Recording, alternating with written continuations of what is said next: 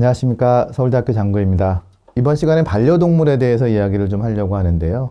이 반려동물은 이제 영어로 companion animal이라는 표현을 쓰고 있습니다.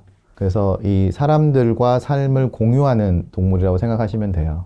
대표적으로 이제 사람과 삶을 공유하는 동물은 누구냐면 이제 개와 고양이 여러분들 모두 친숙한 동물일 겁니다. 그 다음에 앵무새, 일부에서는 말, 그리고 어떤 사람들에게는 익자틱 애니멀로서 장수 사슴벌레 이런 것들도 자신과 삶을 공유하는 사람이 있다면 그런 동물들도 반려동물이라고 할 수 있을 것 같습니다. 이제 반려동물들은 이제 우리 생활 속에 들어와 있습니다. 특히 저는 이제 수의사로서 동물을 치료도 하고 연구를 하기 때문에 저는 아이들에게 이 동물에 대한 그 노출을 굉장히 많이 하고 있습니다. 특히 저희 첫째는 아마 거의 2살 때 걸어 다닐 때부터 저 목장을 다니기 시작했거든요. 어릴 때부터 계속 동물들의 노출을 하면서 정서적으로 동물은 사람과 같이 살아있는 생명체이기 때문에 얘네들도 때리면 아프고 화내면은 반응을 한다. 그러니까 항상 동물들을 대할 때도 눈빛을 마주치려고 노력을 하고 다가갈 때는 동물이 내가 알 수 있다라고 알려주는 게 중요한 것 같습니다. 비단 동물들이 어린 아이들만 중요한 게 아니라 이 노인들에게서도 굉장히 중요하다고 세계 노인연맹기구에서도 보고를 하고 있습니다. 일부에서는 AI를 이용해서 인공지능을 통해서 대화를 한다는 시도도 있지만 좀 아직은 기계적인 의미가 강하죠. 그래서 동물들을 이렇게 같이 키우면 뭔가 집에 갔을 때 뭔가 사람 누군가가 기다리고 있고 눈빛을 통해서 대화를 할 수 있다는 것 자체가 실제 노인들의 건강에 매우 좋다라는 이 보고서도 나온 적이 있습니다. 반려동물에 대한 몇 가지 이제 건강 상식들을 좀 얘기를 하고 지나가도록 하겠습니다. 평균 수명, 이제 보통, 개들의 평균 수명은 보통 소형견이라고 하는 치와와나 말티즈 푸드들이 평균 15살 정도 내외로 살고요. 대형견, 리트리버, 이런 세인트 버나드, 이런 큰 동물들이 한 평균 12살 정도. 사람에 비하면 굉장히 짧죠. 사람 요즘 평균 70에서 80살에 비하면 굉장히 낮은 수밖에 않기 때문에 굉장히 너무 어릴 때 키우다 보면 이제 갑자기 반려동물이 사라지는 거에 대해서 슬픔을 느낄 수도 있죠. 그래서 최근 들어서 이제 서점에 가면 팻노스 신드롬을 극복하는 법, 이런 책도 나오기도 합니다. 기네스북에 기록된 최고 기록의 나이는 29살이라고 합니다. 그래서 보통 개보다 약 2배 이상 정도를 오래 산 개들도 존재할 수 있다. 그래서 저희 병원, 저도 진료하면서 제가 만났던 제일 많이 들었던 개는 20살까지도 봤습니다. 그만큼 개체별로 차이가 많이 있고 그래서 물론 대형견이라고 해서 꼭 12살 되면 죽냐 그런 거 아닙니다. 제가 아시는 분은 대형견이에도 15살까지도 살기도 합니다. 그래서 어떤 환경에서 어떻게 자라느냐에 따라서 굉장히 차이가 있습니다. 그리고 사람은 임신기간이 40주예요. 40주인데 개는 임신기간이 때를 포함한 객과 동물들은 이 같은 포유류종이지만 이 난자에 배란되는 게 일반 포유류종보다 다릅니다. 그래서 이틀, 3일 차이가 나는데 그래서 이런 것들 때문에 개는 수정하고 나서 60일 정도 걸리고요. 배란하고 나서는 63일이라고 보는 게 되고 사람에 비해서 굉장히 짧은 기간이죠. 사람은 40주가 되기 때문에. 그래서 이 굉장히 짧은 약 2달 동안 사람에서 일어나는 모든 현상들이 다 일어나기 때문에 굉장히 바쁘게 임신이 될 수 있습니다. 그리고 가장 특징적인 게 바로 이 상상 임신인데요. 이제 개와 고양이에서는 보통 이제 수정이 되어도 배란하고 수정이 되지 않아도 호르몬적으로는 임신입니다. 그래서 호르몬 검사에서 우리가 임신 호르몬이라고 알려져 있는 호르몬 검사를 해보면 임신을 하지 않았음에도 불구하고 임신이 된 것처럼 보여요. 근데 이제 사람에서는 이제 이런 상상 임신이나 이런 것들을 조금 약간 정신과적인 부분으로 좀 분류를 하고 있지만 개에서는 생리학적으로 정상입니다. 자, 그리고 그러면 몇 살까지 임신할 수 있을까? 이게 이제 사람하고 이제 동물하고 특히 개에서 큰 차이가 있는데 이제 사람들은 생각을 하죠. 보통 50대 전후로 해서 사람은 이 메노포즈, 즉 폐경기가 옵니다. 그래서 더 이상 이제 임신을 할 수가 없는 상황이 되죠. 개의 수명이 아까 보통 한 7살, 8살 넘어가기 시작하면 이제 약간 나이가 들어 보여요. 흰털이 좀 나오고. 자, 그러면 이제 사람들이 이제 사람으로 치면 나이가 들었구나. 그러면 개들도 메노포즈, 폐경기가 있으니까 더 이상 이제 생리 현상이 안 나오겠지 라고 생각을 할 수가 있는데요. 사실 이게 굉장히 큰 차이인데 엄밀히 따지면 개에서는 폐경기가 없습니다. 없기 때문에 개에서는 10살이 돼도 임신을 할 수 있어요. 하지만 이제 노령이 되면서 발생할 수 있는 난산, 그리고 아이의 난자의 유전적인 질환의 증가 때문에 임신을 권하지 않는 것 뿐이죠.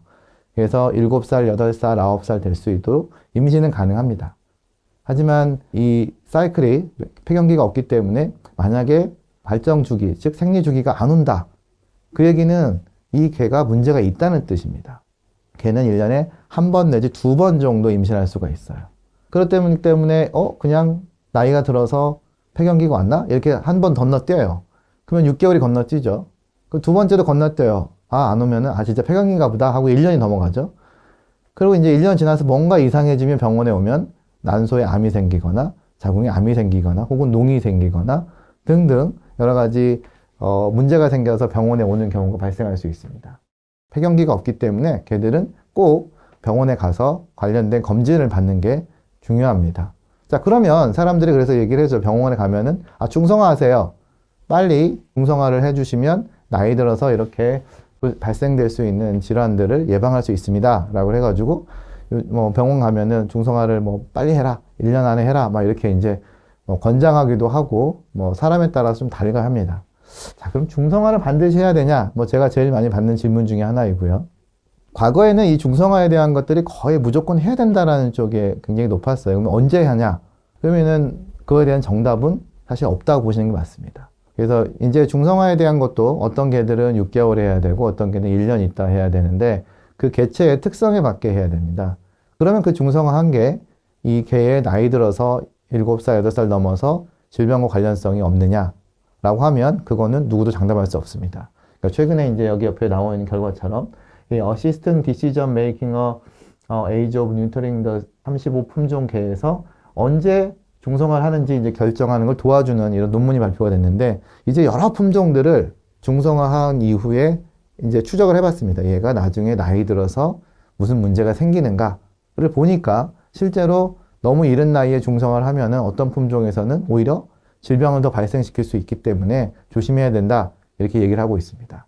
그래서 이제 우리가 이제 중성화를 선택하는 것도 이제는 반드시 해야 된다는 것보다 품종에 맞춰서 또 그 질병의 특성에 맞춰서 중성화를 하게 되고 한 다음에도 그 아이의 성장에 대해서도 검진을 통해서 어떤 다른 질병들이 발생할 수 있는지를 정기적으로 검사를 하는 게 중요한 것 같습니다. 그래서 그 개의 자기 개가 암컷이라면 내 개가 언제 임신할 수 있는 그 간격을 알아야 됩니다. 개를 이제 입양을 하게 됐을 때 그게 어떤 경로를 통해서 입양을 했을 때 이게 6개월이냐 8개월인지 혹은 9개월 심지어는 10개월짜리도 있습니다. 그래서 자기 개의 특징을 좀 알 필요가 있죠. 고양이는 개처럼 6개월 단위인가? 그렇지 않습니다. 고양이는 봄에만 임신할 수 있습니다. 그래서 이제 이런 고양이과 동물들은 이제 우리가 빛에 의존해서 봄에만 임신할 수 있어요.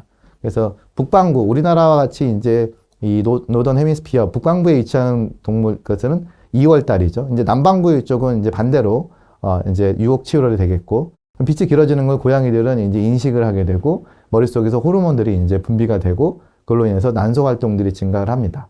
그래서 이제 2월 달부터 보통 이제 임신을 할 수 있어요. 그리고 고양이처럼 또 봄에 임신할 수 있는 동물들은 말이 있습니다. 말도 봄에만 임신할 수 있어요. 그럼 반대로 겨울에만, 가을에만 임신하는 동물도 있겠죠. 대표적인 게 이제 사슴하고 염소, 이런 동물들은 가을에만 임신하고 봄에는 임신을 못 합니다. 이런 특징들이 있습니다. 그리고 이제 고양이의 이제 특징 중에 하나는 아빠가 2명이 돼서 임신할 수 있습니다.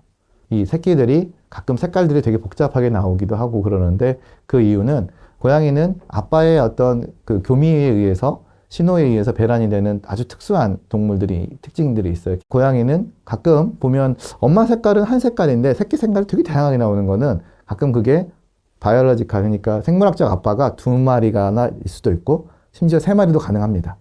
그래서 그런 특징들이 있고 삼색 고양이는 무조건 암컷입니다. 삼색 고양이가 수컷이 된다. 걔는 불임입니다. 왜냐하면 색깔을 결정하는 유전자가 성염색체에 있기 때문에 고양이에서는 특징적으로 삼색 고양이가 나오는 애들은 암컷이 되어 있는데 수컷은 없냐? 있습니다. 그리고 이제 실제 그런 수컷들이 나오는 경우 아주 드물게는 임신을 시킬 수도 있지만 대부분 XXXY라 그래서 이게 임신을 할 수가 없습니다. 이렇게 제가 몇 가지 이제 동물들을 키우다 보면 특히 이제 산부인과적으로 관련된 상식적인 부분들을 말씀드렸는데 저희 사람도 뭐 사람마다 좀 차이가 있는 것처럼 개와 고양이도 많은 특징들의 차이가 있습니다. 그래서 기본적인 상식들을 바탕으로 해서 좀 동물이 이상하다 싶을 때는 정기적으로 병원에 가서 검사를 하는 게 굉장히 동물의 건강을 위해서 좋을 것 같습니다.